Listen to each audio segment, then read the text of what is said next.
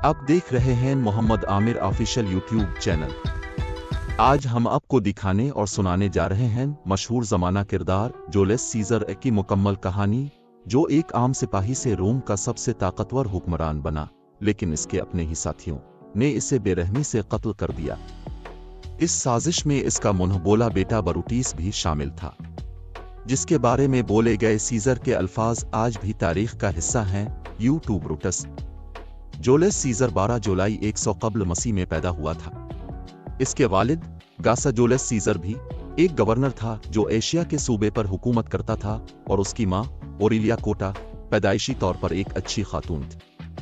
दोनों रोम के इस मकबूल नजरिया पर कायम थे जो जमहूरी हुकूमत और निचले तबके के लिए ज्यादा हुकूक की हिमायत करता था, जिसे आला तबके की बरतरी और रिवायती रोमन अक़दार के दावे के खिलाफ समझा जाता था।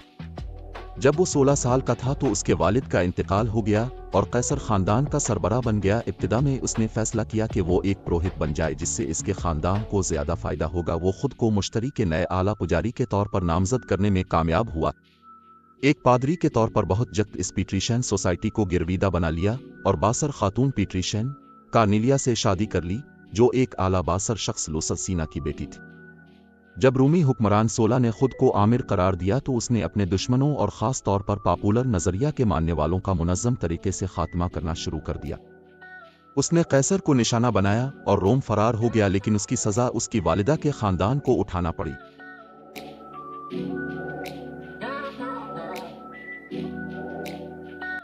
अपनी और अपने ख़ानदान की कफालत के लिए सीजर फौज में शामिल हो गया। उसने खुद को एक मुअस्सर सिपाही साबित किया, यहाँ तक कि जंग में उसने बहुत मुश्किल हालात में कम साथियों के साथ जंग का पांसा पलट दिया। अगरचे वो एक सिपाही था, लेकिन दौरान जंग उसकी हिकमत अमली ने बहुत से बढ़ती जर्नलों को इसका मशवरा लेने पर मजबूर कर दिया और वो कम वक्त में आला ओहदेदारों में शामिल हो गया। जब सोला की मौत हुई तो उसने रोम वापस आने का फैसला किया और एक मुकर्रर के तौर पर अपनी किस्मत आजमाई की।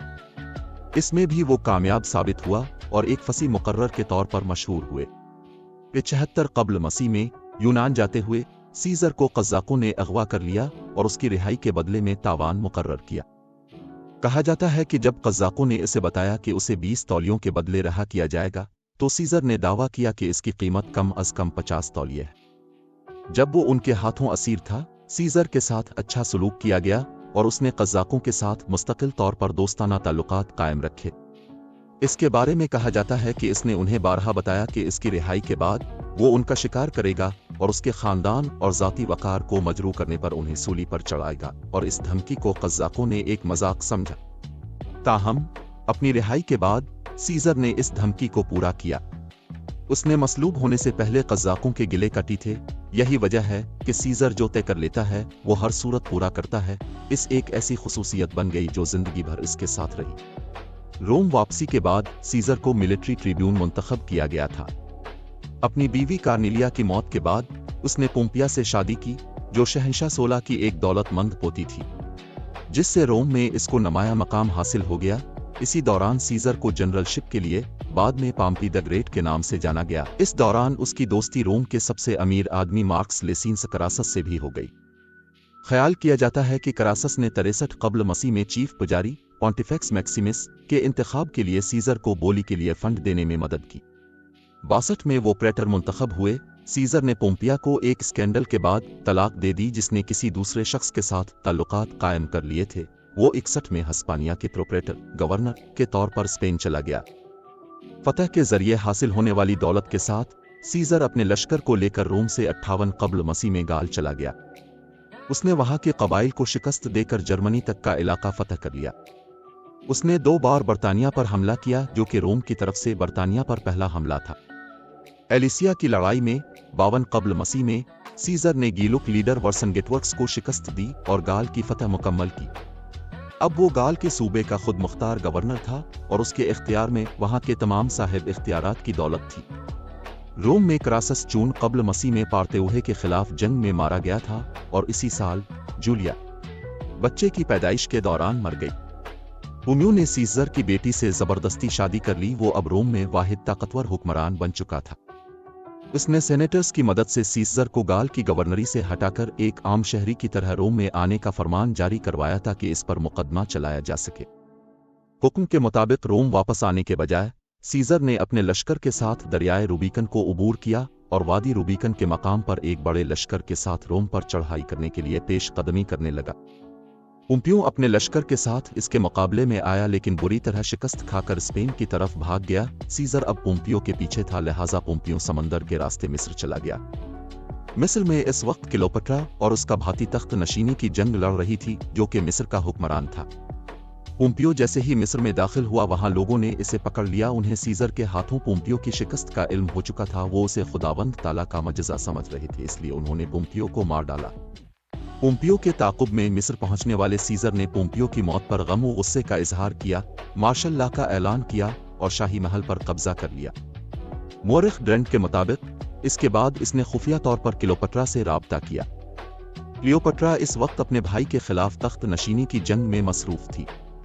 सीजर ने क्लियोपेट्रा का साथ दिया, जिससे सीजर के लश्करों और मिस्री फौज के दरमियान जंग छिड़ गई। अचीलास, सीजर और क्लियोपेट्रा के मातहत मिस्रियों ने महल का मुहासरा कर लिया और 47 कब्ल मसीह के मार्च में मिस्री फौज को शिकस्त दे क्लियोपेट्रा के साथ मिस्र फतह कर लिया। ऐसा लगता था कि सीजर और क्लियोपेट्रा मुलाकात के फौरन बाद मोहब्बत करने लगे थे और वो उसके साथ 9 माह मिस्र में रहा। मोरिख सिवट्टुनेस लिखता है, वो क्लियोपेट्रा के साथ खाना खाया करता था और उसके साथ मिस्र से शाही बेड़े में एथोपिया जाता था। 47 कब्ल मसीह में क्लियोपेट्रा ने एक बेटे बतलेमी सीजर, जिसे सीजरीन कहा जाता है, को जन्म दिया और इसे तख्त का वारिस और जानिशीन करार दिया। मिस्र में क्लियोपेट्रा को उम्मीद थी कि सीजर जूनियर सीजर को अपना बेटा और वारिस के तौर पर तस्लीम करेगा और उसे कानूनी हैसियत देगा। ताहम सीजर ने अपने पोते गासा ऑक्टुसथोरिनस ऑक्टिवेन को वारिस नामजद किया। ताहम वो क्लियोपेट्रा, उनके बेटे और उसके वफ्द को रोम लाया और उन्हें आराम से एक ऐसे घर में रखा जहां वो अक्सर जाता था, इस हकीकत के बावजूद कि इसकी शादी पहले ही कालिफोर्निया से हो चुकी थी। रोमन सेनेट इस बेरारवी से नाराज दिखाई दे रही थी। जैसा कि रोम में शादी के कवानीन को सख्ती से नाफिज किया गया था, सीजर को 44 कब्ल मसीह में डिक्टेटर परपेटुस जिंदगी भर के लिए आमिर का खिताब दिया गया। मकबूल अकीदे के बरक्स वो कभी भी शहंशाह का खिताब इस्तेमाल नहीं करता था। उसने बहुत सारी इस्लाहात शुरू की, जिनमें गरीबों में ज़मीन की मज़ीद तकसीम, साबिक फौजियों के लिए ज़मीन की इस्लाहात, जिसने दूसरे शहरियों को बेघर करने के कानून को ख़त्म कर दिया। इसकी बहुत सी सियासी इस्लाहात सेनेट में गैर मकबूल साबित हुईं। उसने सेनेट की परवाह किए बगैर बहुत सारे कवानीन मंजूर करवा लिए और जल्दी अपनी ज़ाती ताकत को मजबूत करने और बढ़ाने की कोशिश करने लगा। उसने कैलेंडर में इस्लाह की, एक पुलिस फोर्स बनाई, कार्तेज की दोबारा तामीर का हुक्म दिया और कानून साजी से टैक्स के मकबूल बज़ाम में तब्दीलियां कर दें, जिससे आम लोगों को फायदा पहुंचा।